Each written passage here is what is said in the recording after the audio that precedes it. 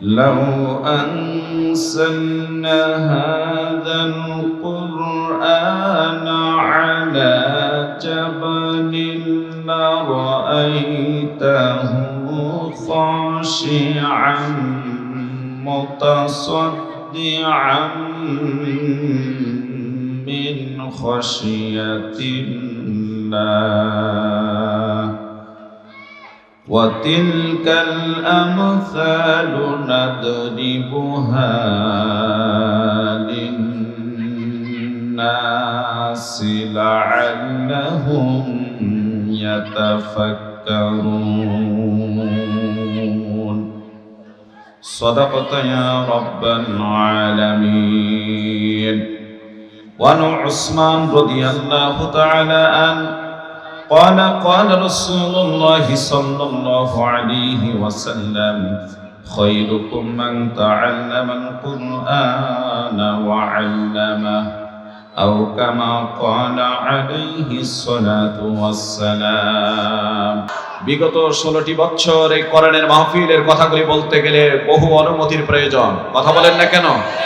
একটা পাতি নেতার কাছে গিয়ে ধর্ণা ধরা লাগতো, পাতি নেতা অনুমতি দিবে কিনা, তারপর মেম্বার, তারপর চেয়ারম্যান, তারপর হচ্ছে ওসি সাহেব, এরপর এসপি, অনেক সময় যেতে হচ্ছে টিওনো অর্থাৎ ডিসি অফিস পর্যন্ত। কথা বলেন না কেন? আবার অনেক মাহফিলের প্রোগ্রাম পাওয়া যায়নি, সেটা বাতিল হয়েছে, মাহফিলের আয়োজন হয়েছে, মাহফিলের পূর্ব মুহূর্তে মাহফিলের প্যান্ডেলকে ভেঙে দেওয়া হয়েছে। এই পরিবেশ থেকে আল্লাহ পাক আমাদেরকে বাঁচায়ে একটি সুন্দর পরিবেশ করে দিয়েছেন। এজন্য সে আল্লাহর দরবারে আমরা শুকরিয়া আদায় করে বলি আলহামদুলিল্লাহ। আমরা এই উন্মুক্ত পরিবেশে বাংলার জমিনে যতদিন বেঁচে আছি কোরআনের কথাগুলি শুনতে চাই। সেটা যে সরকারে আসুক না কেন, কোরআনের মাহফিলে যদি বাধা প্রদান করার চেষ্টা করা হয়, শক্ত হাতে দমন করা হবে ইনশাআল্লাহ। জোরে বলেন কথা ঠিক কিনা? এদেশ মুসলমানদের দেশ। কার দেশ? মুসলমানদের দেশ। এদেশে 99% বলা চলে মুসলমান, অথবা 90% মুসলমান। আমরা যদি ধরি 90%, 90% মুসলমান যে দেশে বসবাস করে, এই দেশে কোরআনের কথা বলতে গিয়ে অনুমতির কোনো প্রয়োজন থাকার প্রয়োজন নাই। কথা বলেন না কেন? এই দেশে কোরআনের কথা বলতে গিয়ে কোরআনের অনুমতির কোনো প্রয়োজন নাই। এজন্য আপনাদেরকে পরিষ্কার করে বলে দিতে চাই, এদেশ মুসলমানদের দেশ, দাড়িওয়ালার দেশ, টুপিওয়ালার দেশ, মাদ্রাসার দেশ, মসজিদের দেশ। শুধুমাত্র ঢাকা শহরের মসজিদগুলি এই পরিমাণ আছে যে গোটা পৃথিবীর জমিনে কোন রাষ্ট্রে, কোন রাজধানীতে এত মসজিদ নাই। জোরে বলেন আল্লাহু আকবার। এজন্য ঢাকার জমিনকে মসজিদের জমিন বলা হয়, ঢাকার শহরকে মসজিদের শহর বলা হয়, ঢাকার রাজধানীকে মসজিদের রাজধানী বলা হয়। বাংলার জমিনে প্রায় 6.5 লক্ষের উপরে হাফেজ কোরআন রয়েছে। বলেন আল্লাহু আকবার। যেখানে 6.5 লক্ষ হাফেজ কোরআন, যে দেশে প্রায় 8 লক্ষের উপর ইমাম, 8 লক্ষের উপর মুয়াজ্জিন, হাজার হাজার খতিব রয়েছে, যে দেশে এত দাড়িওয়ালা, এত পাঞ্জাবিওয়ালা, টুপিওয়ালা, আল্লাহওয়ালা মা বোনেরা পর্যন্ত যারা ইসলামকে ভালোবাসে, সেই দেশে নাস্তিক্যবাদ চলতে পারে না, পারে না, পারে না। জোরে বলেন কথা ঠিক কিনা? এদেশে যারাই ক্ষমতায় আসুক, যারাই ক্ষমতায় আসুক, ইসলামকে ভালোবেসে থাকতে হবে। ইসলামকে মাইনাস করে তারা দীর্ঘদিন টিকে থাকতে পারবে না। 5 আগস্টের মতো স্বৈরাচারদের পতন করা হবে।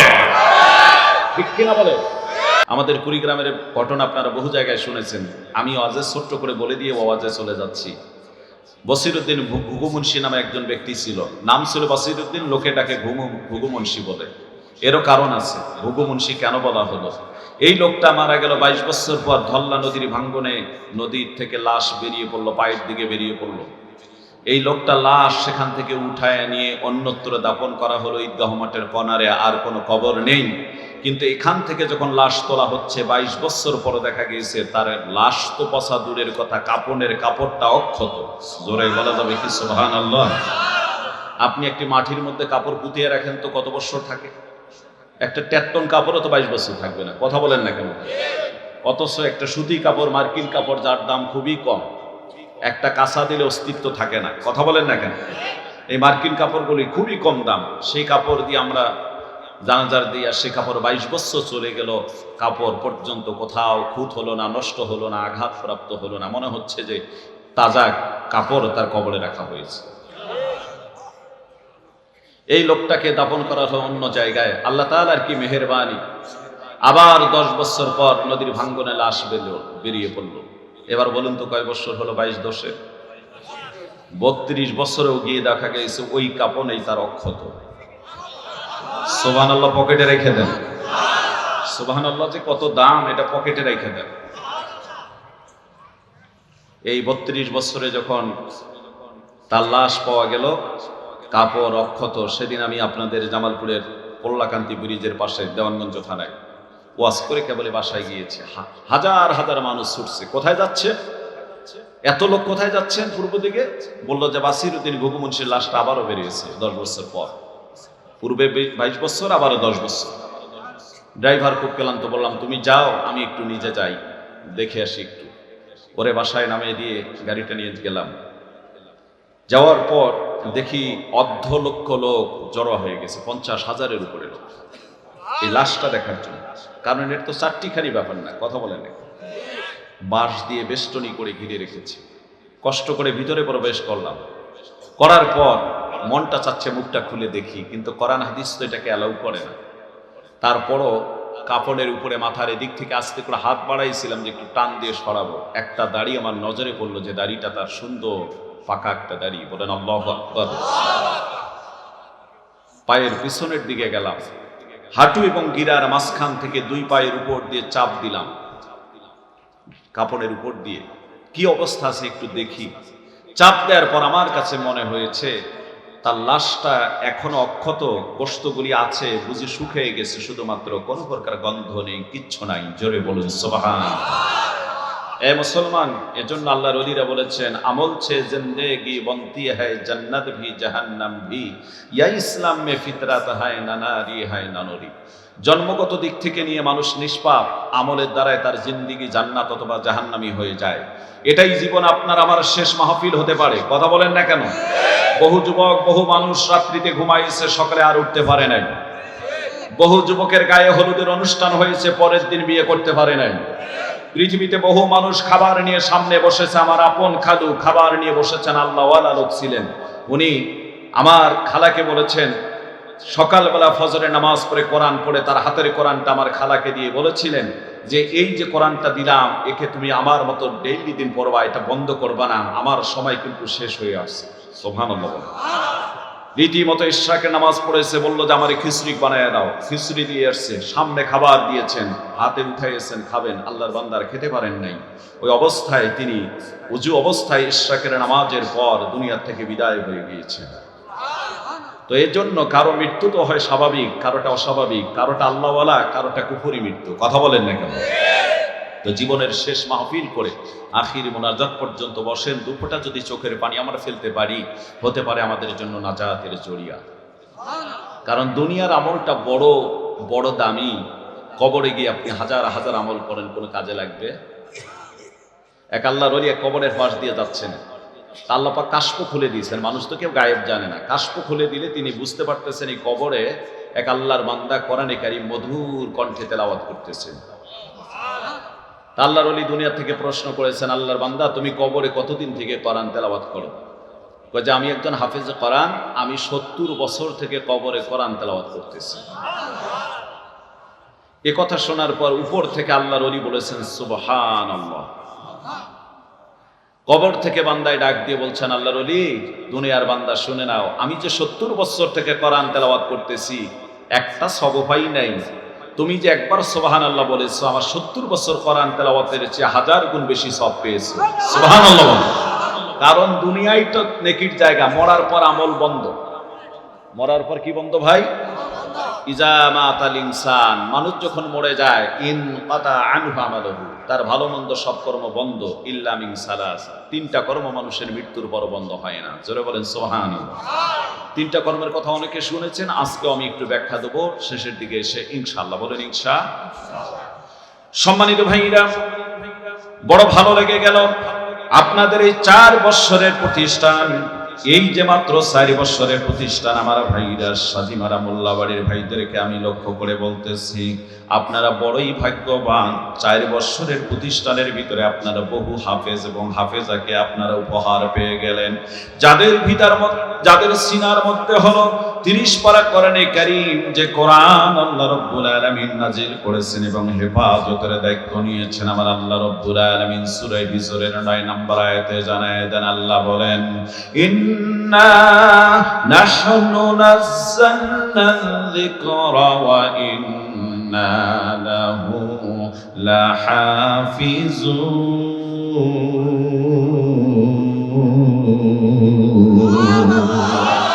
আল্লাহ পাক বলেন, নিশ্চয় কোরআনে কারীম নাযিল করেছি আমি আল্লাহ, হেফাজতের দায়িত্ব নিয়েছি আমি আল্লাহ, সংরক্ষণের দায়িত্ব নিয়েছি আমি আল্লাহ। সুতরাং আমার ভাইরা, যে কোরআন আল্লাহ নাযিল করলেন, হেফাজত করেন আমার আল্লাহ।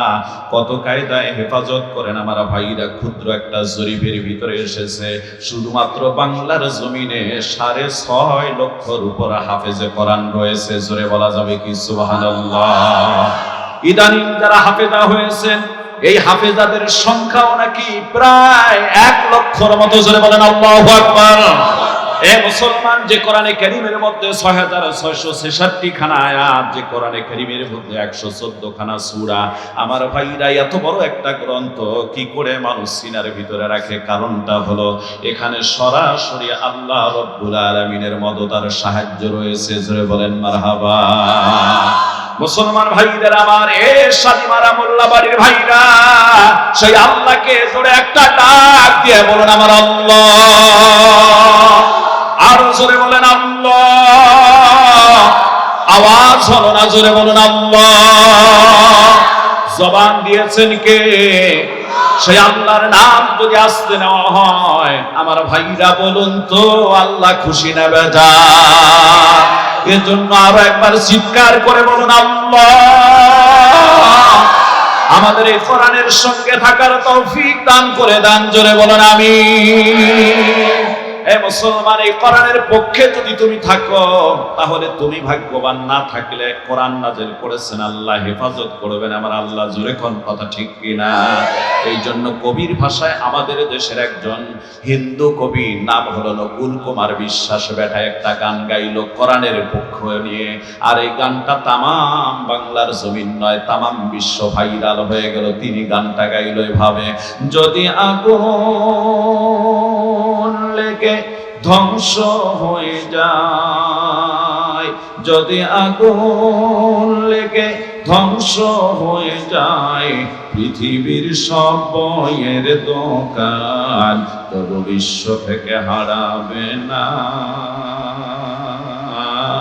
পবিত্র কোরআন। জোরে বলেন মারহাবা। কেমন করে ধ্বংস করবে আগুনের তেজ?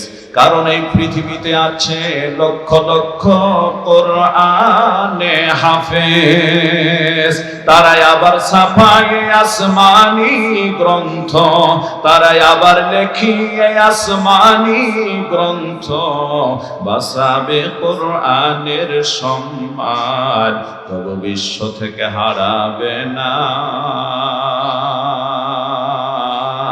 পবিত্র কোরআন। জোরে বলুন সুবহানাল্লাহ। পাকিস্তানের জিয়া মরল দুর্ঘটনায় ভাই, বিমান পুড়ে ছাই হইল, কোরআন পড়ে না। জোরে বলেন আল্লাহু আকবার। পাকিস্তানের প্রেসিডেন্টের নাম ছিল এক সময় জিয়াউল হক। এই বাটা ছিল বড় আল্লাহওয়ালা, পকেটে থাকতো পকেট কোরআন। যেখানে সুযোগ পাইতো তিনি পার্সোনাল গাড়িতে আর বিমানে বাস সে কোরআনটা খুলতো, পড়তো, উজু অবস্থায় বেশি থাকার চেষ্টা করত। ইতিহাস সাক্ষ্য দেয় যে এই বিমান দুর্ঘটনায় পাকিস্তানের প্রেসিডেন্ট জিয়াউল হক মারা গেল, কিন্তু আল্লাহর বান্দা মারা যাওয়ার পরও বিমান পুড়ে ছাই হয়েছিল, কিন্তু ওই কোরআনের কপি বিমান থেকে অক্ষত পাওয়া গিয়েছে। জোরে বলুন সুবহানাল্লাহ। হেফাজত করেছেন কে? আল্লাহ। ওয়াদা তো আল্লাহ দিয়েছেন, কথা বলেন নাকি? এই কোরআনের সাথে যারা লেগে থাকবে তারা বড় দামি, তারা বড় কি দামি। এই কোরআন সম্পর্কে আলোচনা হবে। আমার আল্লাহ রাব্বুল আলামিন জানায় দেন, আলিফ লাম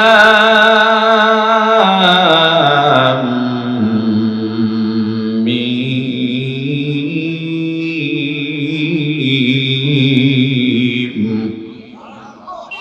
আল্লাহু আকবার বলেন।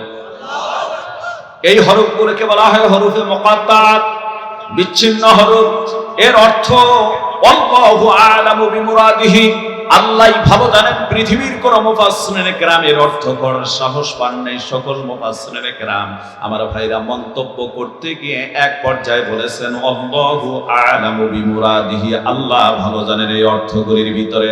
আর এই অর্থগুলি, এই অক্ষরগুলি বিভিন্ন সূরার শুরুর ভিতরে আছে। কোথাও আছে আলিফ লাম রা, কোথাও আছে আলিফ লাম মিম সাদ, কোথাও আছে ইয়াসিন, আবার কোন কোন জায়গার ভিতরে রয়েছে কাফ হা ইয়া আইন সাদ। এ মুসলমান, এগুলি হরফে মুকাত্তাত, আল্লাহই ভালো জানেন এই অর্থ, ওই অক্ষরগুলির অর্থ কি। এজন্য আমি ওই তিনটা অক্ষরের অর্থ পড়তেছি না, পরের অক্ষর থেকে অর্থ পড়তেছি। আমার আল্লাহ রাব্বুল আলামিন জানাই দিচ্ছেন যালিকাল কিতাবু লা রাইবা ফীহি,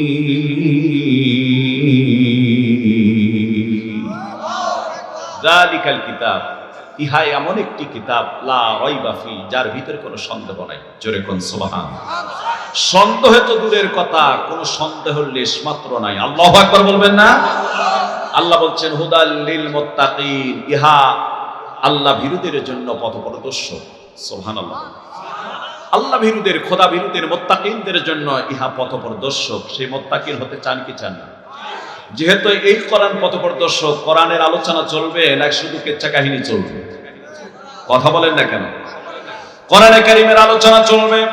মুসলমান ভাইদের আমার, আজকে কিছু মানুষ কোরআন ছেড়ে দিয়ে, আমার ভাইরা কোরআন নাই, কেচ্ছা কাহিনী আর বাবার গল্প আর মুক্তমুখ নিয়ে ব্যস্ত। শুধু তাই নয়, দক্ষিণবঙ্গে যদি যান, আমিও বহুবার প্রোগ্রামে পড়ে গিয়েছি, ওদের খপ্পরে প্রোগ্রাম করে পড়ে গিয়েছি।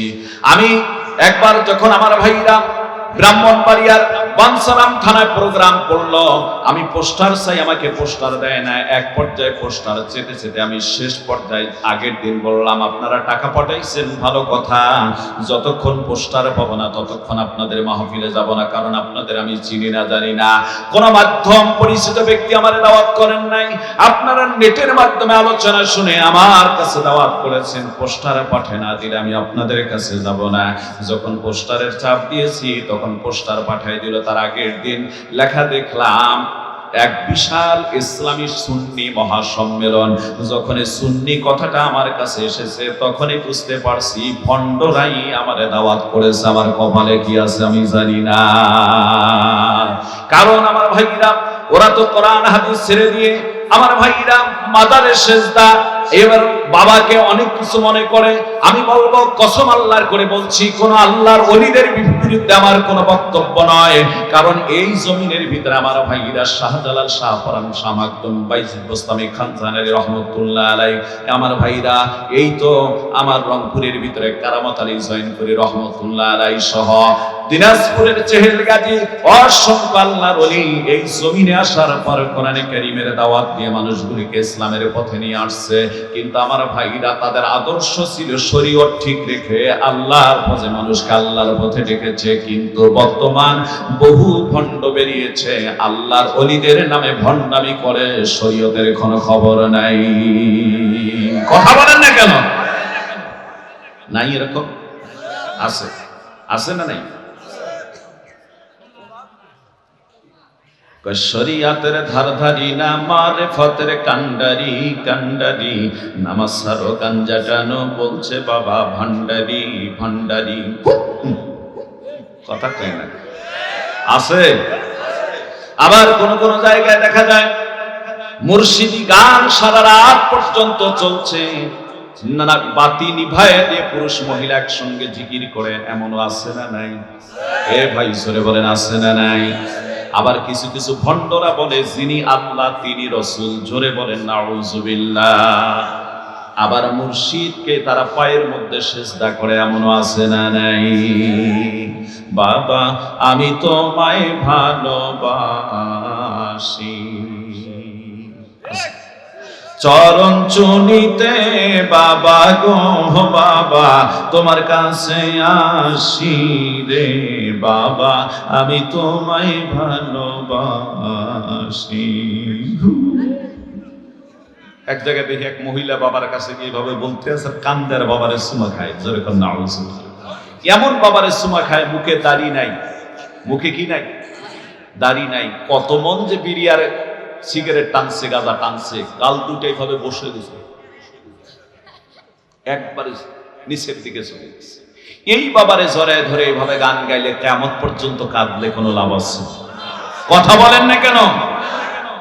পর্দা নাই, পুশিদা নাই, আল্লাহ নাই, নামাজ নাই, রোজা নাই, বাবার নামে গান। আবার আমার দেশের সংসদ সদস্য হয়ে থাকলো দীর্ঘদিন, ফাইটটা যায় গান গায়ে ভাইরাল হয়ে। আমার ভাইরা মানিকগঞ্জে, আমি ওয়াজে যাওয়ার পর মানিকগঞ্জের মধ্যে বলেছি যে আমি হক কথা বলতে কোথাও কোনো দ্বিধাবোধ করি না। আজ মানিকগঞ্জে আসছি, মানিকগঞ্জের বেটির একটু সাইজ করব। বেটি সারা জীবন কোরআন হাদিসের বিরুদ্ধাচরণ করলো, জোরে বলেন কথা ঠিক কিনা? কত ভণ্ডামি গান, কত মারফতি গান। আবার সংসদে বক্তব্য দিতে গিয়ে বলল সিয়াসাত্তার সব হাদিস আমার মুখস্থ, যেন বুখারীর সে একজন উস্তাদ, জোরে কোন কথা ঠিক কিনা? সারা জীবন পেটে লাথি দিলে বিসমিল্লাহটাও শুদ্ধ করে বলতে পারবে না, কথা কন না কেন? সূরা ফাতিহাও শুদ্ধ করে বলতে পারবে না। যত ভণ্ডামি গান। বেটি গান গাইলো, মারাত্মক গান, ইসলামের ক্ষতি করার জন্য গান গাইলো। বেটিটা কয় আকাশটা কাঁপছিল কেন, জমিনটা নাচছিল কেন, বরফের ঘামছিল কেন, সেই দিন গান গাইছিল খাজায় যেই দিন। নাউজুবিল্লাহ পকেটে রেখেছে। কয় গান গাইছিল খাজায় যেই দিন। আল্লাহ নবীর গান, পিরাউলিয়ার শান, যে বলে হারাম সে তো কমিন, না বুঝে ভেদ পাত্রে হারাম কও তোমরা কেন। এই গান শুনেছেন নবী ইয়াসিন ইয়াসিন, গান গাইল খাজায় যেই দিন। আকাশটা কাঁপছিল কেন, জমিনটা নাচছিল কেন, বরফের ঘামছিল কেন, সেই দিন গান গাইছিল খাজায় যেই দিন। নাউজুবিল্লাহ। আবারও মারাত্মক কথা কয়, যখন দিনের নবী ছেড়ে যায় পৃথিবী, বিল্লাল কান বাজায় ঢোল সেই দিন। নাউজুবিল্লাহ। বিল্লাল বলে নবীজি বিদায়ের দিন ঢোল বাজাইছে, আর ওরা বসে বসে তবলা বাজায়। মনটাকে পাইলে সুপা যাইতে একটা লাথি, জোরে কথা ঠিক কিনা? এরকম ভণ্ড আছে, জোরে কোন আছে না নাই? ওই ভাইদেরকে চ্যালেঞ্জ করে বলবো, এনি টাইম এনি হাউ, এমনি সময় বসো, যদি কোরআন ও হাদিস থেকে এ সমস্ত ভণ্ডামির প্রমাণ দিতে পারো, আমি তোমার কথা বলবো, তোমার দলে যাব। আর যদি প্রমাণ দিতে না পারো, ভণ্ডামি বন্ধ করে দাও। কথা কন না কেন? এ মুসলমান ভাইদের আমার, এর জন্য সব সময় আল্লাহ ওয়ালাদের সঙ্গে ওঠা বসা করবেন। আল্লাহর ওলিরা বলেছেন, এক জামানা সোহবতে বা আউলিয়া বেহতরত সাদসানিহা তাআতে বেরিয়া। আল্লাহর ওলিদের অহংকার ছাড়া নফল ইবাদতের চেয়ে বেশি সওয়াব আল্লাহ দিয়ে দেন, জোরে বলেন মারহাবা। সোহবতে সালেহ তোরা সালে গুনাত, সোহবতে তোরে তোরা তালে গুনাত। সৎসঙ্গে সর্ববাস, অসৎ সঙ্গে সর্বনাশ। সঙ্গ দোষে লোহা ভাসে, একটা কথা আছে না নাই? এর জন্য ওদের সাথে কোনো আত্মীয় নয়, ওদের সঙ্গে কোনো সম্পর্ক নয়, ওদের সঙ্গে কোনোটা বসা নয়। ওদের অনুষ্ঠান দেখার জন্য কখনো যাওয়া যাবে? জোরে বলেন যাবে না? কখনো যাবে না। আমার ভাইরা, ওরা তো সব সময় কুপুরি কথাবার্তা বলে থাকে। ওই যে দক্ষিণবঙ্গে যখন গেলাম ওয়াজের মধ্যে, আমি চিন্তা করলাম বড় বিপদ আজকে।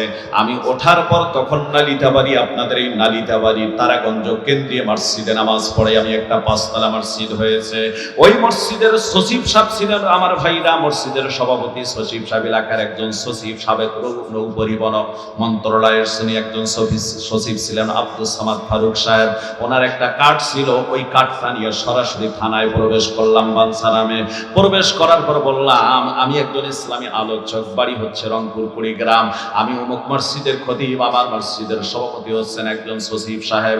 কার্ড বের করে দিলাম, আমি এসেছি আপনাদের কাছে একটু সামান্যতম হেল্প পাওয়ার জন্য। সেটা হলো, আমাকে দাওয়াত করেছে তারা, তাদের মত হলো একটা, আমার মত হলো একটা। তারা এক আকীদার বিশ্বাসী, আমি এক আকীদার বিশ্বাসী। নিঃসন্দেহে ওখানে কোনো ভেজাল থাকতে পারে, আমি একটু সহযোগিতা চাই। ওই কার্ড দেখার পর এবার ওসি সাহেব প্রটোকলে যারা ছিল, মানে ডিউটিতে, পেট্রোল ডিউটিতে যারা ছিল, ওই পেট্রোল ডিউটির তাদেরকে ফোন লাগাইলো, মেহমান আসছে আমাদের দূরে, কোন জায়গায় আছেন? কয় মুখ ব্রিজে। কয় হুজুর ওই রাস্তা দিয়ে যাবেন, ওখানে গিয়ে আপনি আমার কথা আমি তো বলে দিচ্ছি, ওখানে যাওয়ার পর আপনাকে প্রটোকল দিয়ে মাহফিলে নিবে, মাহফিলে যাওয়ার পর আপনি আপনার মতো মাহফিল করবেন, তারপর আপনাকে আপনার নির্দিষ্ট স্থান ফেরিঘাট পর্যন্ত পৌঁছায় দিবে। এইভাবে মাহফিল করে এসেছি ভণ্ডদের ওখানে, কিন্তু আমি যাওয়ার পর দেখতেছি ওরা গান গাইতেছে, ভাবে ওদের বক্তা, ও মুর্শিদ বটবৃক্ষের নিচে গেলাম ছায়া পাইবার আশে, ডাল ভাঙ্গিয়া রুদ্র লাগে আপন কর্ম দোষে, পয়সা তোর লাইগা রে অঙ্গ জড় জহর, মনে লয় উড়িয়া যাইতাম ভাঙ্গা বাড়ি ঘর, বাজান তোর লাইগা রে। এই কথা কেন আসেন না এমন জিকির? এই কথা বলেন না কেন? রাত গভীর হওয়ার কারণে আপনার অ্যাটেনশন চেঞ্জ করার জন্য কিছু কথা বলতেছি, নিঃসন্দেহে আমলের দিকে, আমলি কথার দিকে ফিরে আসবো, একটু অ্যাটেনশনটা চেঞ্জ করে নিচ্ছি।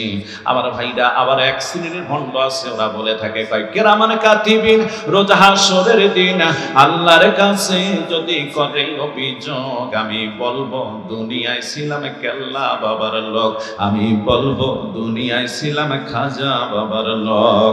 আমি কই কিরামান কাতিবিন, পাইবে যে দিন তোরা যারা ছিলি ভণ্ড পীরের লোক, তোদের জুতা মাইরা বলবে জাহান্নামে ঢোক। জোরে বলেন কথা ঠিক কিনা? আমার ভাইরা এই জন্য ভণ্ড পীরের মুরিদ হওয়া যাবে না। আল্লাহর ওলি দেখে দেখে যদি তার কাছে যান, আমার কোনো আপত্তি নাই। এ মুসলমান ভাইরা আমার, এই যে বাসিরউদ্দিন ঘুঘু মুন্সির কথা বললাম, উনি ছিলেন মরহুম ইসহাক রহমাতুল্লাহ আলাইহির একজন মুরিদ। আল্লাহু আকবার বলবেন না? এই লোকটাকে কেন ঘুঘু মুন্সি বলা হলো? এই লোকটা চলতে ফিরতে উঠতে বসতে সব সময় জবানে ছিল জিকির, লা ইলাহা ইল্লাল্লাহ, জোরে লা ইলাহা ইল্লাল্লাহ, লা ইলাহা, লা ইলাহা, লা ইলাহা ইল্লাল্লাহু মুহাম্মাদুর রাসূলুল্লাহ। লোকটার জবানে ছিল সব সময় আল্লাহর জিকির। লোকে বলতে ঘুঘু, ঘুঘুর মতো সব সময় আল্লাহর নাম নেয়, যার কারণে বাসিরউদ্দিন থেকে নাম এসে গেল ঘুঘু মুন্সি। লোকটা মারা যাওয়ার পর 32 বছর পর্যন্ত কাফনের কাপড় নষ্ট হলো না। ওই লোকটার বাড়িতে আমি 3 দিন গিয়েছি, তার সন্তান 3টা, এখনো 2টা বেঁচে আছে, একটা মারা গিয়েছে। এ মুসলমান ভাইরা আমার, আমি যখন গিয়েছি 3 সন্তানকে পেয়েছি, তার নাতি হলো একটা আমার সরাসরি ছাত্র। আমি আপনাদেরকে বলে দেই, ওই লোকটার বাড়িতে যাওয়ার পর আমি খুব তথ্য নিয়েছি, লোকটার আমল কতগুলি ছিল, আমল তার ব্যক্তিগত কি ছিল, আল্লাহু আ'লামু বিমুরাদিহি, আল্লাহ ভালো জানেন। তবে তার ছেলেরা আমাকে 3-4টা ভালো আমলের কথা বলছেন। যদি সম্ভব হয় আমলগুলির কথা একটু আপনাদেরকে শেষের দিকে জানাই দেব, শুনতে রাজি আছেন কিনা?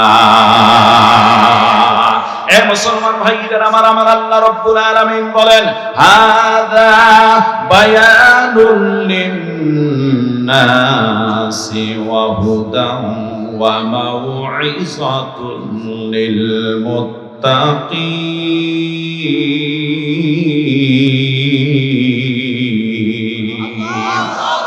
আল্লাহ বলেন হাদা বায়ানুল লিন-নাস, আল্লাহ বলেন এ দুনিয়ার মানুষেরা, তোমরা যারা মানুষ নামে জন্মগ্রহণ করেছো, জাতি ধর্ম বর্ণ নির্বিশেষে, কামার কুমার জেলে চাষি তাঁতি মাস্টার ডাক্তার কন্ট্রাক্টর হেল্পার, রাজরানী ফকির ফকিরানি, পথে পড়া আধা মরা কাঙ্গাল কাঙ্গালানি, তাসারু জুয়ারু মদারু মুসারু, আমার ভাইরা শুধু আমাদেরকেই নয়, আমাদের পার্শ্ববর্তী রাষ্ট্র মহারাষ্ট্র, ভারত, পাকিস্তান, চীন, জাপান, জার্মান, ব্রিটিশ, ফরাস, America, Kuwait, Qatar, Abu Dhabi, Saudi Arab, Iraq, Iran, Afghanistan, Chechnya, Bosnia, ফিলিস্তিন, Philippine, Nigeria, Bulgaria, Indonesia, Thailand সহ সমগ্র পৃথিবীর মানুষগুলিকে আল্লাহ নাস নামে আহ্বান করলেন। জোরে বলা যাবে কি সুবহানাল্লাহ?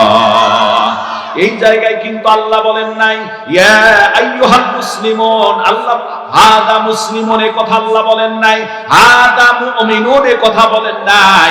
আল্লাহ বলেন হাদা বায়ানুল লিন্নাস, আল্লাহ বলেন দুনিয়ার মানুষেরা তোমাদের জন্য সুস্পষ্ট বর্ণনা আমি আল্লাহ দিয়েছি। জোরে বলা যাবে কি সুবহানাল্লাহ। আল্লাহ বলেন মানব জাতির জন্য সুস্পষ্ট বর্ণনা আমি দিয়েছি কোরআনে কারীম, হুদাউ ওয়া মাউইযাতুল লিল মুত্তাকিন।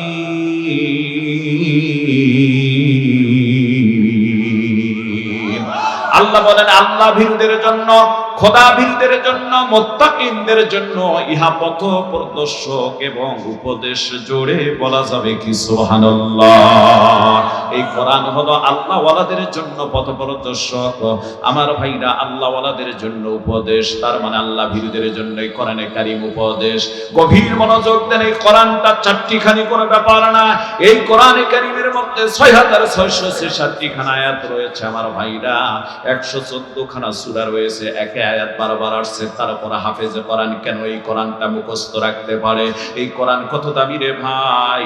গভীর মনোযোগ জ্ঞানের শাদিমারার ভাইরা, এ শাদিমারার ভাইরা, এ বকশীগঞ্জের ভাইরা, আপনাদেরকে বিনীত অনুরোধ করে বলতেছি গভীর মনোযোগ দিয়ে একটু কথাগুলি শ্রবণ করা লাগবে।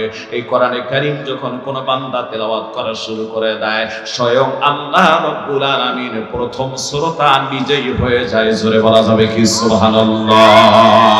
এদেশের একজন খ্যাতমান মুফাসসির ছিলেন আব্দুল হক আব্বাসী রাহমাতুল্লাহ আলাইহি। আল্লাহর বান্দা বলেছেন, বান্দা যখন কোরআনে কারীম তেলাওয়াত করা শুরু করে দেয়, আমার রব্বুল আলামিন ওই বান্দার উপর রাজি খুশি হইয়া আল্লাহ পাক ওই বান্দার পিঠের মধ্যে হাতটা লাগায় দিয়ে কুদরতি কায়দায় বান্দাকে ঢোলাতে থাকে, দোলনার মতো ঢোলে আর বান্দা কোরআনে কারীম তেলাওয়াত করে। জোরে বলেন সুবহানাল্লাহ। মুসলমান ভাইদের আমার লক্ষ্য করে দেখবেন, মানুষ যখন পেপার পড়ে তখন এভাবে তোলাতুলি করে না। ইংরেজি পড়লে তোলে না, বাংলা পড়লে তোলে না, অঙ্ক করার সময় তোলে না। আমার ভাইরা উর্দু পড়ার সময় তোলে না, ফার্সি সময় তোলে না। কিন্তু আমার ভাইরা এই বান্দা যখন কোরআন পড়া শুরু করে দেয়, কি সুন্দর দুলে দুলে কোরআন পড়ে। এই দুলনার মতো করে হেলে দুলে কোরআন পড়ার কারণটা হলো, আল্লাহ বলে বান্দা তুই আমার পবিত্র কোরআনে কারীম তেলাওয়াত করবি রে বান্দা। ও বান্দা, আর তোর খারাপ লাগবে তা আমি চাই না। আমি আল্লাহ তোর পিঠের মধ্যে কুদরতি হাতটা লাগায় দিয়েছি, প্রথম শ্রোতা নিজেই হয়েছি। আর তোমার দোলনার মতো দোলাই তুমি পড়, তুমি দীর্ঘ সময় পড়বি, কখনো খারাপ লাগবে না। জোরে বলা যাবে কি সুবহানাল্লাহ।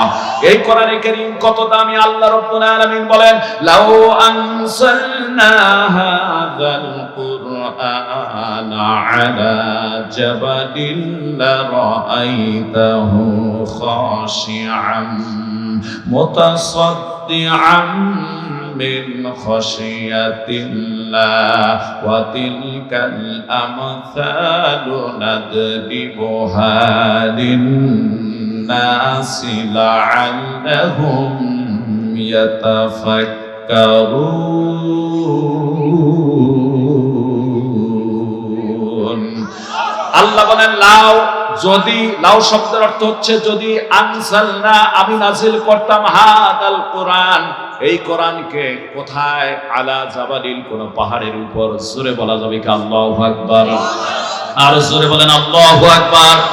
এ শাদিমারার ভাইরা, মোল্লাবাড়ির ভাইরা, আওয়াজ দিয়ে বলেন আল্লাহু আকবার। আল্লাহ বলেন যদি কোরআনকে নাজিল করতাম কোন পাহাড়ের উপর, ও নবী আপনি দেখতেন, আলা জাবালিল লারাআইতাহু, তাহলে পাহাড়, লারাআইতাহু খাশিআম মুতাসাদ্দিআম মিন খাশিয়াতিল্লাহ। আল্লাহর ভয়ে পাহাড়টা বিদীর্ণ হয়ে যেত। জোরে বলুন আল্লাহু আকবার। তার মানে পাহাড় ফেটে চৌচির হয়ে যেত। আল্লাহ বলেন ওয়াতিল কালামসাল, এই এক্সাম, এই মিসাল, এই উদাহরণ আমি এই জন্য পেশ করতেছি, লাআল্লাহুম ইয়াতাফাক্কারুন, যাতে করে কোরআন সম্পর্কে, আমি আল্লাহ সম্পর্কে মানুষ একটু গবেষণা করে। জোরে বলা যাবে কি সুবহানাল্লাহ। কষ্ট হচ্ছে ভাই? গত বছর একটা মাহফিল এক জায়গায় গেলাম আমাদের কুড়িগ্রাম জেলার ভিতরে। ওনারা বললেন, হুজুর আজ থেকে 35 বছর আগে এদিক দিয়ে নদী ছিল, এখন তো আপনি ফসল দেখতেছেন, বাড়ি ঘর দেখতেছেন, কিন্তু এখানে বিশাল বড় নদী ছিল। হুজুর আমরা একটি কবরস্থান করেছি, সেই কবরে খনন করতে গিয়ে একটা কোরআন শরীফ পেয়েছি। আমাদের ধারণা হয়েছিল আর এই কোরআন শরীফটার লেখা এখনকার লেখা না, পাকিস্তান পিরিয়ডের লেখা। ছাপা হলো পাকিস্তান পিরিয়ডের। বলুন না আল্লাহু আকবার। মাটির নিচে এতদিন ছিল, তার আগে কোরআনটা তো নদী দিয়ে ভেসে এসে কোথাও লেগেছিল। হুজুর এতদিন হয়ে গেল কোরআনটা অক্ষত। জোরে বলা যাবে কি সুবহানাল্লাহ? এই কোরআনের পক্ষে থাকতে রাজি আছেন? জোরে বলেন আছেন তো? কারা কারা আছেন? আল্লাহু আকবার বলে হাত উঠে আমার আল্লাহকে দেখান, আল্লাহ কবুল করে বলেন আমিন। সময় এসে গেছে এই কোরআনকে সংসদে পাঠানো। আলহামদুলিল্লাহ বলে সময় আসছে না ভাই? কথা বলেন না কেন? সময় আসছে। এই সময়টা এসে গেছে। এই সময় যদি আপনারা আমাদের মুসলমানদের, আমাদের আলেমদের ভিতরে ভেদাভেদ ভুলে গিয়ে, যদি আজকে দ্বন্দ্ব ভুলে গিয়ে শুধু ঐক্য করে তোলা যায়, ঐক্য করে তুলতে পারলেই 99% সম্ভাবনা রয়েছে সংসদ চলবে কোরআন দিয়ে। বলেন আলহামদুলিল্লাহ। এখন আর আলেমদের মাঝে গুতাগুতি আর পাল্লাপাল্লি আর উল্টা ফতোয়াবাজি করার কোনো সুযোগ নাই। 200 বছর ব্রিটিশরা আমাদেরকে দুঃশাসন করেছে। স্বাধীনতার 56 বছর থেকে 57 বছর পেরিয়ে গেল। আমরা সোনার হরিণের কথা শুনেছি, শান্তি নামের এই সোনার হরিণ খুঁজে পাই নাই। যদি আশা রাখি এই কোরআনে কারীমকে আমরা যদি সংসদে পাঠাতে পারি, তাহলে শান্তি নামের সোনার হরিণ আমরা খুঁজে পাবো। কথা বলেন না কেন? আল্লাহর কসম করে বলি, কোরআন দিয়ে যদি রাষ্ট্র পরিচালনা হয়, মুসলমানরা যতটুকু নিরাপদে থাকবে, বেদিনরাও ততটুকু নিরাপদে থাকবে। আল্লাহর কোরআন দিয়ে যদি রাষ্ট্র পরিচালনা হয়, টেকনাফ থেকে তিতুলিয়া, রূপসা থেকে পাতুলিয়া, সুন্দরবন থেকে বান্দরবান একজন মানুষ নির্বিঘ্নে দিবারাত্রি চলাফেরা করবে। কোথাও চোর ডাকাত বদমাশ তাকে ধরবে না, কোথাও অন্যায় আহাজারি খুন ধর্ষণ ডাহাজারি ব্যভিচার হবে না। মানুষ ঘরের দরজা খুলে ঘুমাবে, ডাকাত ঢুকবে না। কথা বলেন না কেন? নারীরা ধর্ষণ হওয়া তো দূরের কথা, নারীদের দিকে চোখ তুলে তাকানোর কেউ সাহস পাবে না। ওমর ইবনে আব্দুল আজিজের শাসন আমলে যেমন বাঘ আর ছাগল একই ঘাটে পানি পান করেছে, বাঘের সাহস জোটেনি ছাগলের দিকে চোখ তুলে তাকানোর। ওই সোনালী যুগ আবার ফিরে আসবে। আমার ভাইরা, মানুষ শান্তিতে বসবাস করবে। এজন্য আমরা বহু কথা শুনেছি, ডিজিটাল বাংলা, সোনার বাংলা, সবুজ বাংলা, শেষ বাংলা, প্রথম বাংলা, জীবন বাংলা, মরণ বাংলা, স্মার্ট বাংলা, আর কোন বাংলা নয়। এবার করবো আমরা কোরআনের বাংলা। কারা কারা রাজি আছে? আল্লাহু আকবার বলে আল্লাহকে হাত তুলে দেখা।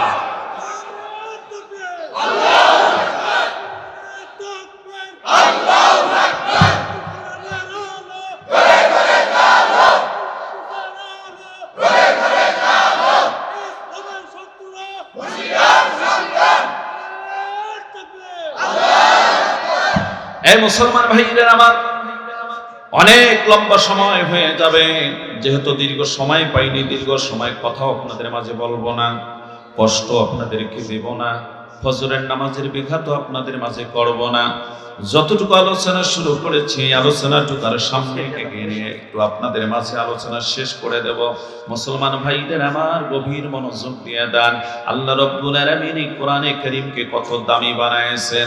আর এই কোরআনগুলি শিক্ষা দেওয়া হয় মাদ্রাসাগুলির ভিতরে। যদি আল্লাহর ফজলে একটা কথা বলি, এই জমিনের মধ্যে যদি কওমি আলিয়া, কওমি মাদ্রাসা আর নুরানি মাদ্রাসা, হাফজখানা যদি না থাকতো, আমার তো মন বলতেছে এই বাংলার জমিনে থেকে এলেম আমার ভাইরা খুঁজে পাওয়া যেত না। জোরে বলেন কথা ঠিক কিনা? আজকে কওমি মাদ্রাসার ছাত্র দিয়ে ঢাকা শহরের সমস্ত মসজিদগুলির ইমাম খতিব চলে। কথা বলেন ঠিক কিনা? কওমি মাদ্রাসার সব আলেম আমার ভাইরা, এই আলেমগুলির ভিতরে আমল আছে, আখলাক আছে, চরিত্র আছে। কথা কন না কেন? এই জন্য এই মাদ্রাসাগুলি অত্যন্ত জরুরি। জীবনের চেয়ে বেশি ভালোবাসবেন আমার ভাইরা। গভীর মনোযোগ দিয়ে দান। লম্বা বক্তব্য দিচ্ছি না। এই মাদ্রাসাগুলির প্রতিষ্ঠার একটা ইতিহাস আছে, আমরা কিন্তু ভুলে গিয়েছি এই মাদ্রাসাটাকে কেন কিভাবে প্রতিষ্ঠা করা হয়েছে। ভারতবর্ষের ভিতরে একজন আল্লাহর ওলি ছিল, নাম ছিল কাসেম নানুতুবি রহমাতুল্লাহ আলাইহি। এই আল্লাহর ওলি কাসেম নানুতুবি রহমাতুল্লাহ আলাইহি, এ মুসলমান ভাইদের আমার, রাত্রিবেলায় স্বপ্ন দেখে দেখতেছেন আমার নবী বলছেন, কাসিম এই জায়গায় একটা লাঠি দিয়ে ঘুরায় ঘুরায় দেখাচ্ছেন, এই জায়গায় একটা মাদ্রাসা তৈরি করো। কাসিম নানতুবি রহমতুল্লাহ আলাইহির ঘুম ভেঙে গেল, চোখের পানি ছেড়ে দিয়ে কান্দে আর বলে, আমার আল্লাহ, আমার বড় সৌভাগ্য গো, তোমার নবীজিকে আমি স্বপ্নে দেখতে পাইলাম। নবীজিকে যদি কোনো মানুষ একবার স্বপ্ন দেখে, জাহান্নামের আগুন তার জন্য হারাম হয়ে যায়। জোরে বলা যাবে কি সুবহানাল্লাহ?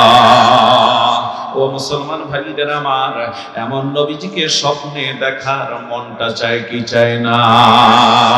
জোরে বলেন, চায় কি চায় না? এ মুসলমান ভাইদের আমার, কাসেম নানতুবি রহমাতুল্লাহ আলাইহি বলেন, রাত গভীর, আমি তাহাজ্জুদের নামাজ আদায় করলাম, একটু আল্লাহর কাছে রোনাজারি করে আর ঘুম ধরে না। ফজরের নামাজ আদায় করে যে জায়গাটাকে আমাকে স্বপ্ন যুগে দেখায় দেওয়া হয়েছে, ওই জায়গার মধ্যে চলে যাওয়ার পর আমি লক্ষ্য করে দেখি, যেভাবে নবীজি লাঠি ঘুরায় দেখাইছেন, জমিনে ওইভাবে একটা রেখা পড়ে আছে। জোরে বলা যাবে কি আল্লাহু আকবার? রেখা মানে দাগ পড়ে আছে। কাসেম নানতুবি রহমাতুল্লাহ আলাইহি আল্লাহর ওলি বলেন, আমি মাদ্রাসা ওই জায়গায় স্টার্ট করে দিলাম।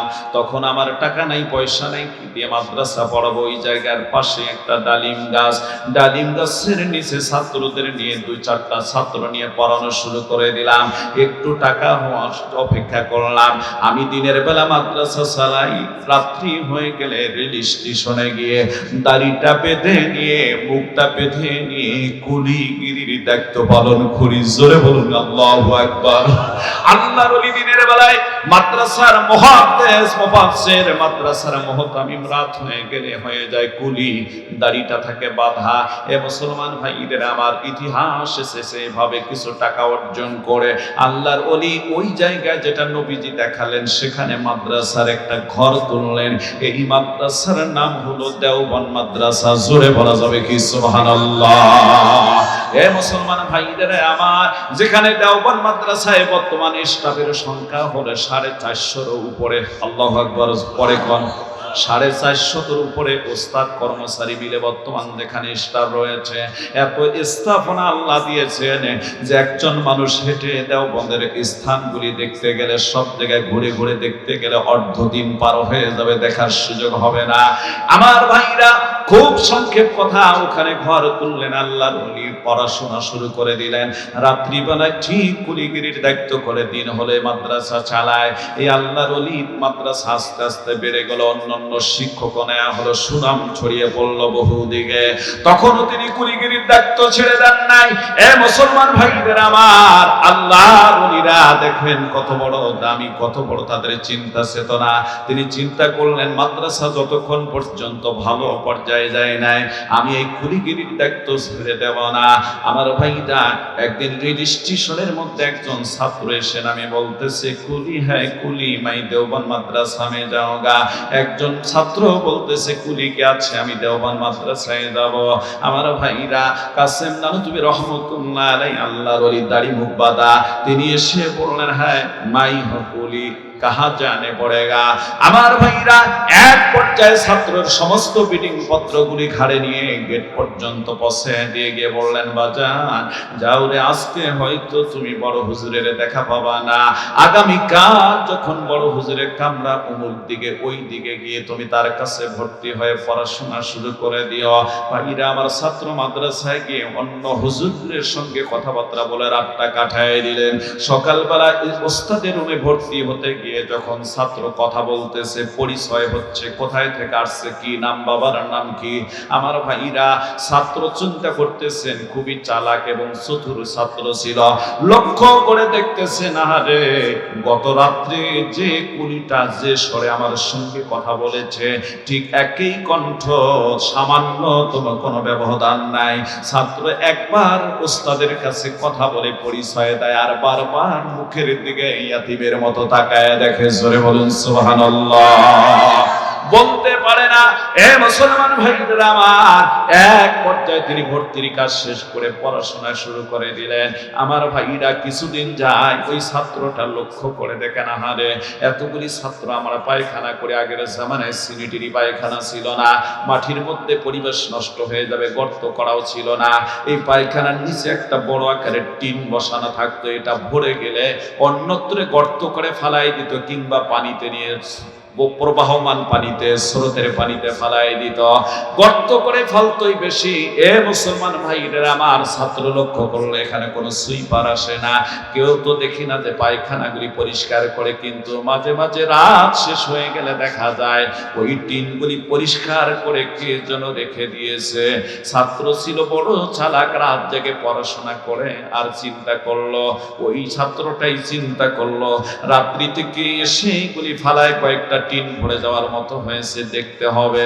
নিশি রজনীতে ছাত্র দেখলো, আহারে কে জনর ওই যে দাড়িটা বেঁধে, মুখের মধ্যে একটা গামছা বেঁধে, একটা গেঞ্জি গায়ের মধ্যে পড়ে বাথরুমের ভিতরে ঢুকে টিনটা নিয়ে দূরে গর্ত করে ওই পায়খানাগুলি ফালায় দিয়ে টিনটা পরিষ্কার করে নিয়ে এসে বসায় দিয়ে আর একটার ভিতরে ঢুকবে। এমন সময় পা জড়ে ধরে কান্দার বলে, কে গো আপনি? যতক্ষণ পরিচয় দিবেন না ততক্ষণ পর্যন্ত আমি পা ছেড়ে দেব না। এবার ছাত্রকে ওস্তাদ ডাকবে, বলতেছেন, বেটা পাটা ছেড়ে দাও, আমার পরিচয় জানার চেষ্টা করো না, তুমি বড় চালাক ছেলে, দোয়া করে দিলাম আল্লাহ তোমার মুহাক্কিক মুতাব্বাইহিক আলেম বানায় দাও। ছাত্র নাসরবান্দা চোখের পানি ছেড়ে দিয়ে কান্দে, কে গো আপনি? পরিচয় না দেওয়া পর্যন্ত আজকে পা ছেড়ে দেব না।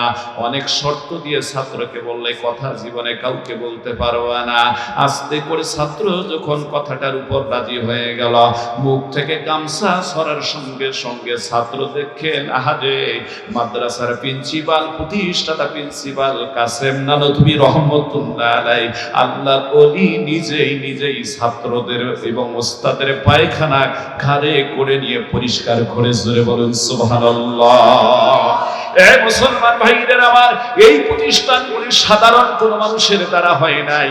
সেই দেওবন্দের প্রতিষ্ঠানের ধারা আজকে গোটা বিশ্বময় চলছে, জোরে বলেন কথা ঠিক কিনা? আল্লাহর ওলিরা কত ভালোবাসতেন প্রতিষ্ঠানকে।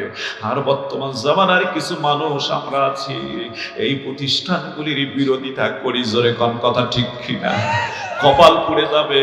ও মুসলমান, এই ছাত্রদের সঙ্গে ভালো আচরণ করো, ওস্তাদের সঙ্গে ভালো আচরণ করো, এদের সঙ্গে একটু লেগে থাকো, কপালটা তোমার খুলে যাবে। কারণ এরা হচ্ছে নবীর মেহমান। হাদিস শরীফ আছে, এই ইলমে দ্বীনের ছাত্ররা যখন জমিনে চলাফেরা করে গো, এদের পায়ের নিচে আল্লাহ রাব্বুল আলামিন ফেরেশতাদের নূরানি পাখা বিছায় দিয়ে রাখেন, জোরে বলা যাবে কি সুবহানাল্লাহ।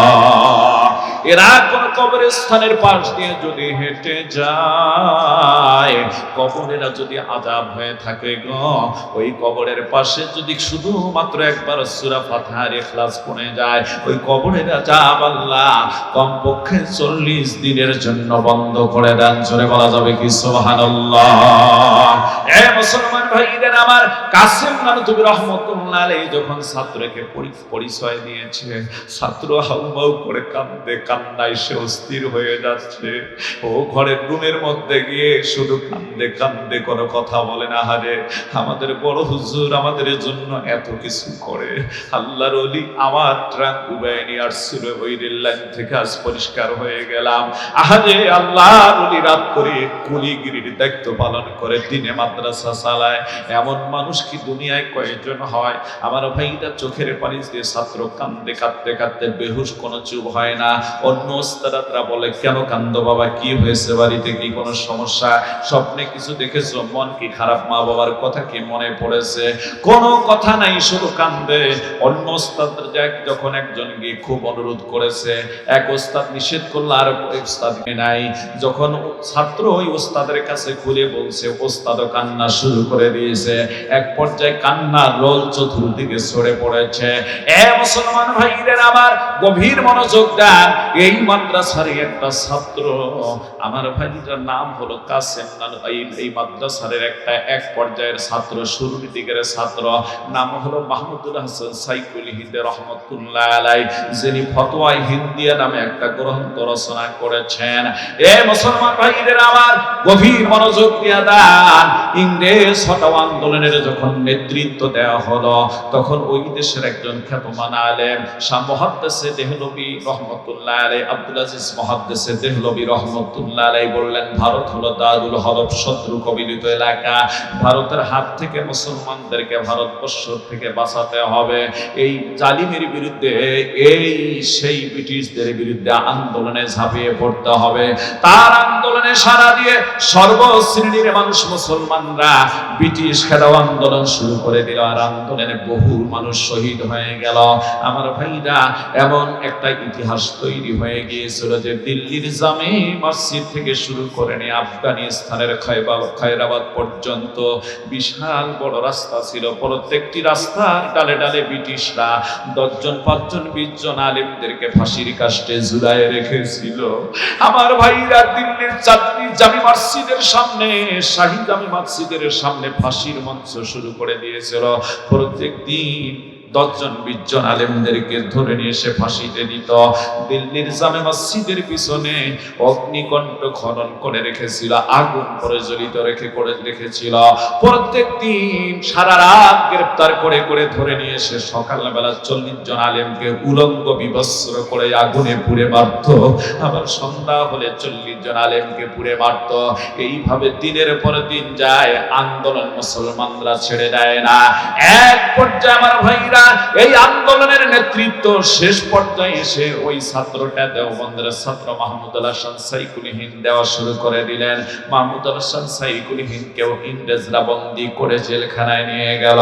সকাল হলে 40টি করে চাবুকের আঘাত, সন্ধ্যা হলে 40টি করে চাবুকের আঘাত মারতো। আর বলতো, হে মাহমুদ, তুমি ফতোয়া দিয়ে দাও, তুমি একজন বড় মুফতি, তোমার ফতোয়া গ্রান্টেড হবে যে ইংরেজদের বিরুদ্ধে আন্দোলন করার দরকার নাই, তারা সঠিক আছে। মাহমুদুল হাসান সাইকুল হিন্দ বলেছেন, আমার জীবন চলে যাবে গো, আমি তবুও বাতিলের বিরুদ্ধে, বাতিলের কাছে মাথা নত করব না, ইসলামের বিরুদ্ধে একটা কলমের ফোঁটাও দেব না। জোরে বলা যাবে কি সুবহানাল্লাহ? মুসলিম আমি, সংগ্রামী আমি চিররণবীর, আল্লাহকে সারা কাউকে করি না ভয়, লিল্লাহে তাকবীর। কইরে খালিদ ওমর আসবে আবার বদর, করিবি দিগ্বিজয় নবীন মুজাহিদ, এখনো কি গাইতে হবে ঘুম ভাঙা নিবির। মসজিদের কোণে বসে শুধুই তসবিহ নয় রে আর, তোর হাতে এখন মানায় শুধু ঝকমকে তনোয়ার, গর্দান নিতে ওই রসুলের দুশমনদের আয়রে মুজাহিদ, এখনো কি গাইতে হবে ঘুম ভাঙা নিবির, লিল্লাহে তাকবীর।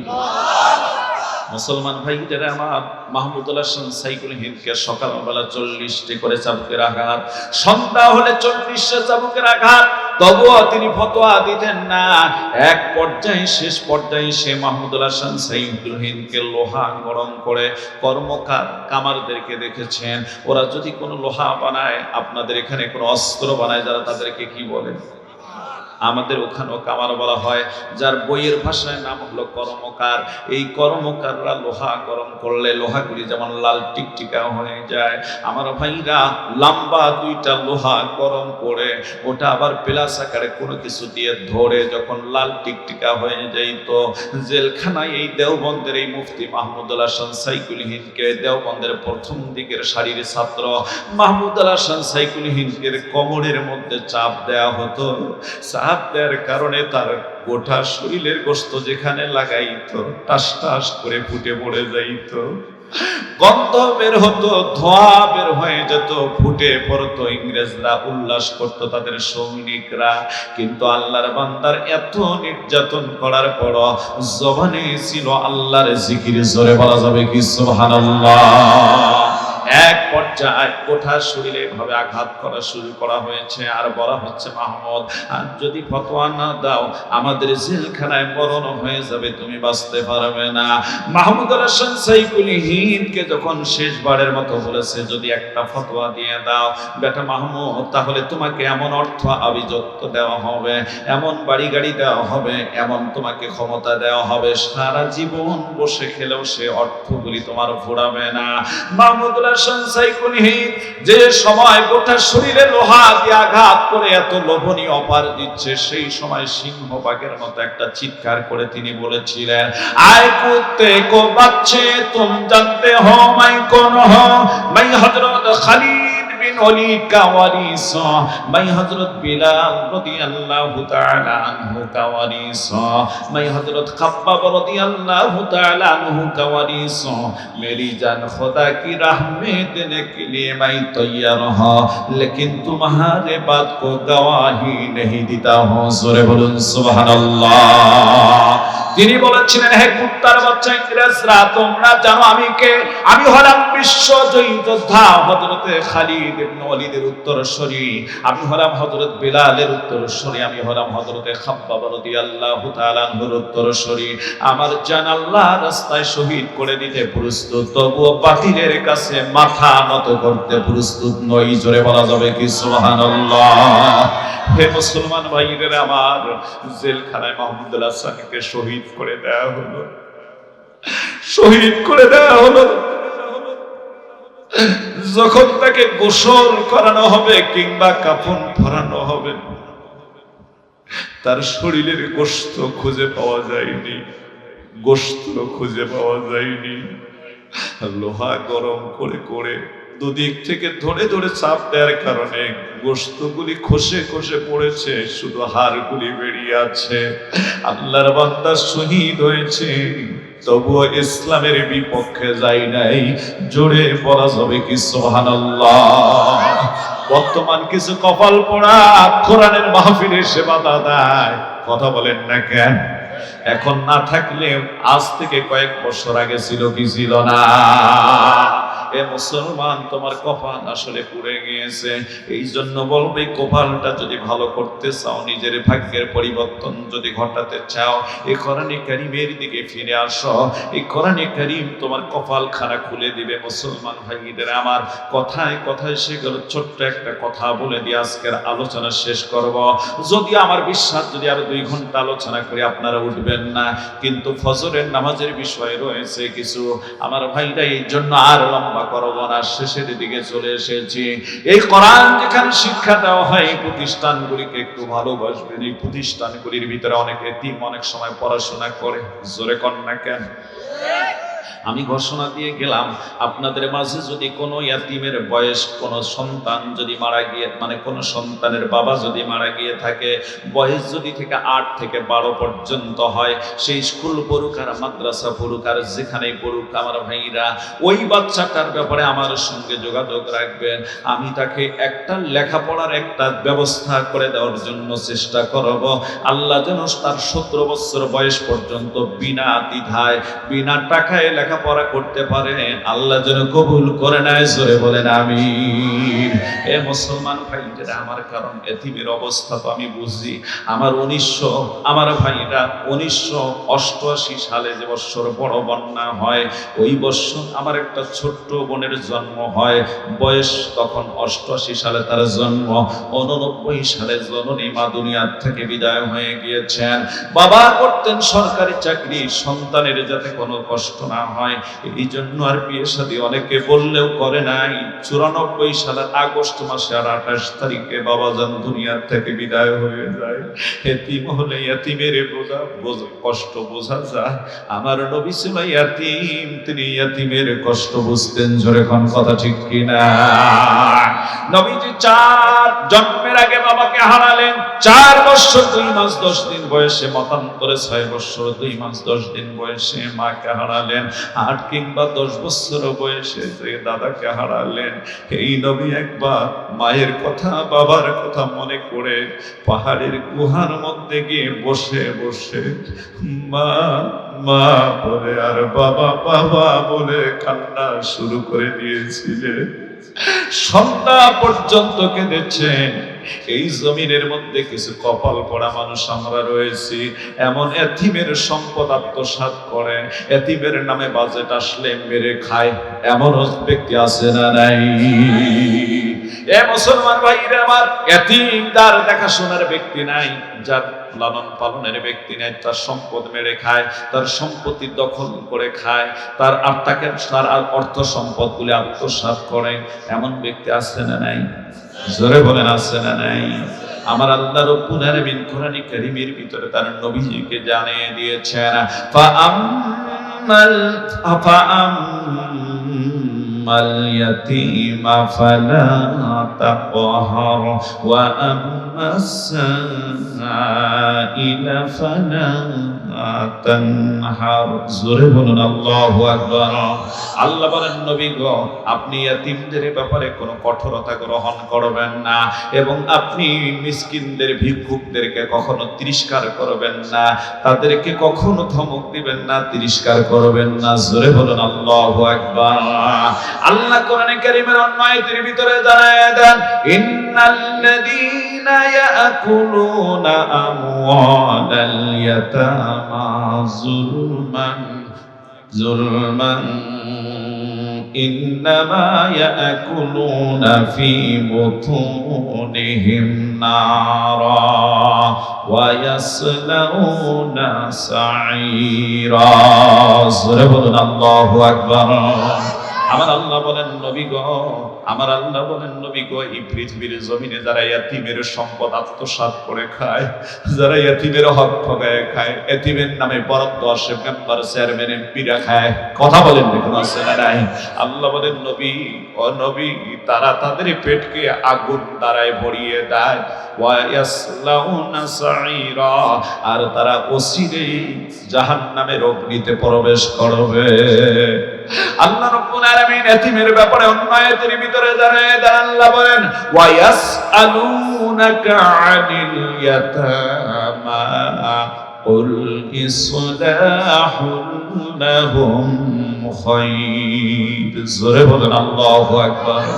আল্লাহ বলেন, নবী, আপনার কাছে তারা এতিমদের ব্যবস্থাপনা সম্পর্কে জিজ্ঞাসা করে, কাফেররা এতিমদের ব্যবস্থাপনা সম্পর্কে আপনার কাছে জিজ্ঞাসা করে, নবী আপনি বলে দিন, কুল ইসলাহুল লাহুম খায়র, এতিমদের যাবতীয় কাজকর্ম গুটিয়ে দেওয়া উত্তম। জোরে বলা যাবে কি সুবহানাল্লাহ? মুসলমান ভাইরা আমার, আপনার বাড়ির আশেপাশে যদি একটা এতিম থাকে গো, বাড়িতে যদি তার যেহেতু বাবা নাই, কোনো কাজ করে দেওয়ার দরকার, 2-4 জন মিলে যদি তার বাড়ির কাজটা গোছাই দিতে পারেন, আমার আল্লাহ খুশি হয়ে যান। জোরে বলা যাবে কি সুবহানাল্লাহ? একজন এতিম স্কুল পড়ুক, কলেজ পড়ুক, মাদ্রাসা পড়ুক, যেখানেই পড়ুক, যদি এতিমকে আপনি পড়াশোনার খরচ দেন, এতিমকে যদি লালন পালন করেন, এতিমের পাশে যদি থাকেন, এতিমকে যদি একটু সান্ত্বনা দেন গো, কিয়ামতের ময়দানে আমার আল্লাহ রব্বুল আলামিন নবীর সঙ্গে হাসর করবেন। 2 আঙ্গুলের ব্যবধান যতটুকু, তার মানে আঙ্গুল 2টা যেমন পাশাপাশি, মাঝে মাঝে 2টা লেগে যায়, অধিকাংশ সময় লেগে যায়।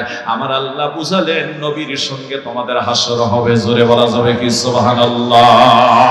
এ মুসলমান ভাইদের আমার, সূরা মাউনের ভিতর আল্লাহ পাক জানায় দেন, আওয়াইতাল্লাযী ইউকাযযিবু বিদ্দীন فذلك الذي يدعو اليتيم ولا يحض على طعام المسكين। জোরে বলুন আল্লাহু আকবার। আল্লাহ বলেন, নবী আপনি কি ওই ব্যক্তিকে দেখেছেন যে ব্যক্তি বিচারের দিনকে, বিচারের দিবসকে মিথ্যা বলে বেড়ায়? তার মানে বিচারের দিন হবে না, কিয়ামত হবে না, এটা মিথ্যা এমন কথা বলে বেড়ায়। আমাদের সমাজে অনেক মানুষ এরকম আস্তিক নাস্তিক মার্কা আছে, জোরে কোন কথা ঠিক কিনা? আল্লাহ বলেন ওরা কারা, তারা কারা? আল্লাহ বলেন এরা হচ্ছে ওই ব্যক্তি, এরা হচ্ছে সেই ব্যক্তি যারা ইয়াতীমদেরকে ধাক্কা দিয়ে তাড়িয়ে দেয়, এতিমের সম্পদ ঠকায় খায়। আল্লাহ বলেন এরপর ওয়ালা ইয়াহুদ্দু আলা তুআমিল মিসকিন, যারা মিসকিনদেরকে, ভিক্ষুকদের খাদ্য দানে উৎসাহিত করে না। এবার আপনাদের বলি রে ভাই, এই মাদ্রাসাগুলির মধ্যে ইয়াতীম আছে না নাই? জোরে কোন। আমার ভাই গো, আমরা যখন পড়াশোনা করেছিলাম, প্রত্যেক মাসের শেষ বৃহস্পতিবার, জোরে কোন কোন বৃহস্পতিবার? প্রত্যেক মাসের শেষ বৃহস্পতিবার মাদ্রাসা 3 দিনের জন্য একটা ছুটি দেওয়া হতো। এই 3 দিনের ছুটি পাওয়ার পর যারা ইয়াতীম ছিলাম আমরা গো, একে অপরের গলা জড়িয়ে ধরে কেঁদেছিলাম। আর একটা মাস পর বাড়িতে গিয়ে মায়ের কোলে মাথাটা রেখে এরা ঘুমাবে, বাবাকে বাবা বলে একটা ডাক দিবে গো। আমাদের বাবাও নাই, মা নাই, আমরা বাড়িতে যাওয়ার না যাওয়ার তো সমান। এ মুসলমান ভাইদের আমার, বহু ঈদ মাদ্রাসায় কাটিয়েছি, বহু ঈদ মাদ্রাসায় কাটিয়েছি।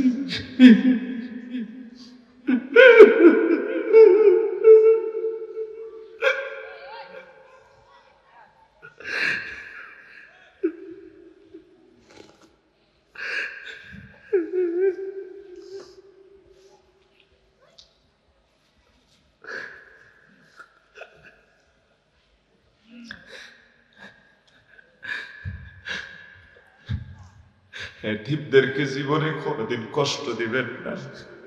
আমার নবী নিজেই ছিলেন এতিম। বহু ঈদ মাদ্রাসায় কাটাইছি, হুজুরদেরকে বলতাম, হুজুর মাদ্রাসায় কোরবানির চামড়া কালেকশন করা লাগে, আমরা একটু মাদ্রাসায় থাকবো। মনের জ্বালা, বাড়িতে গিয়ে তো একটা মা বলে ডাক দেওয়ার জায়গা নাই। ঈদের মাঠে লক্ষ্য করে দেখতাম পিতা পুত্র একসঙ্গে ঈদে যায়। ঈদের নামাজ শেষে বাবা পিতা খোলাখুলি করে, বাড়িতে জননী মার একটা মা বলে ডাক দেয়। আমাদের তো সেই ভাগ্য না, এজন্য বলতাম হুজুর মাদ্রাসায় থেকে মাদ্রাসার কাজ করবো। হে মুসলমান ভাইরা আমার, এমন মাজার নাই। সন্তান হিসেবে কি ওয়াদা দিতে পারেন হুজুর, আমি সন্তান হিসেবে তার কবরে সব পছাবো আর গোনা নয়? কারা কারা পারবেন আল্লাহু আকবার বলে একটু হাতটা উঠা। যার মা নাই, বাবা নাই, এ যুবক ভাইরা হাত নামান, আল্লাহর নবী বর্ণনা করেন এই দুনিয়ার জমিনে যদি সন্তান কোন নেক কাজ করে গো, আল্লাহ রব্বুল আলামিন বাবা মায়ের কবরের মধ্যে সব পৌঁছায়।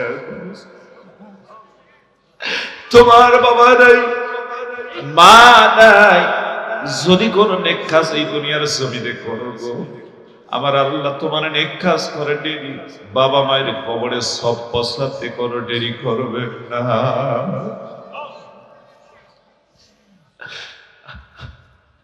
আমার নবীর জামানায় একটা ছোট্ট বাচ্চা রাস্তার পাশে বসে ঈদের দিন কাঁদবে। নবী আমার ঈদের নামাজের দিকে যান, বাচ্চা কান্দে, এই শিশুটা কান্না। নবী আমার দাঁড়িয়ে বাচ্চাকে বললেন, বাবা কেন এখানে কান্দো, কি হয়েছে? বলেন, ইয়া রাসূলুল্লাহ, আমার বাবা মারা গিয়েছে, মা অন্যত্র বিয়ে বসেছে। বিয়ে বসা তো তার জন্য জায়েজ আছে, বৈধ আছে, কিন্তু যার কাছে বিয়ে বসেছে তিনি আমার সৎ বাবা আমারে পছন্দ করেন না, আমারে দেখতে পারেন না। আমার মা বলেছেন আজ ঈদের দিন আমি তোমার একটু সুন্দর আদর যত্ন করব, এটা তোমার বাবা সৎ বাবা পছন্দ করবে না। তুমি রাস্তায় গিয়ে অপেক্ষা করো গো, রহমাতুল লিল আলামিন তোমার এমন আদর দিবে, বাবার কথা তুমি ভুলে যাবা। জোরে বলুন সুবহানাল্লাহ। মা শিখাই দিয়েছে রহমাতুল লিল আলামিন তোমার এমন আদর দিবে, কারণ হলো রহমাতুল লিল আলামিন জন্মের আগে বাবারে হারিয়েছে,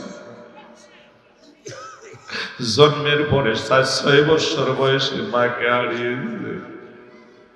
নবী আমার ছেলেটাকে মুখে টান দিয়ে নিয়ে বলে, বাজার আমি যদি তোমার বাবার আদর ভূমিকা পালন করি, আর আমার স্ত্রী আয়েশা যদি তোমার মায়ের ভূমিকা পালন করে, তুমি কি খুশি?